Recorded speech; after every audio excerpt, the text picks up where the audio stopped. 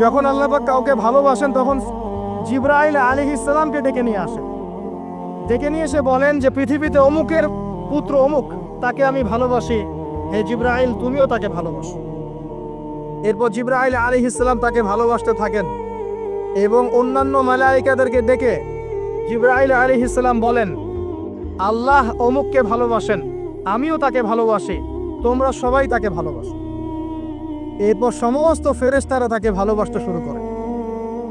এরপর ফেরেশতা মণ্ডলী পৃথিবীতে আসেন, এসে দুনিয়াবাসীকে উদ্দেশ্য করে বলেন যে অমুকের পুত্র অমুককে আল্লাহ ভালোবাসেন, জিবরাইল ভালোবাসে, আমরা ভালোবাসি, তোমরা সবাই তাকে ভালোবাসো। এরপর দুনিয়ার মানুষদের কাছে তার মর্যাদা বাড়িয়ে দেওয়া হয়, তার দিকে মানুষের মনকে ঘুরিয়ে দেওয়া হয় এবং তার প্রতি মানুষের ভালোবাসা সৃষ্টি করে দেওয়া হয়। আল্লাহ পাকের নূর যখন আপনার ভিতরে আসবে ইনশাআল্লাহ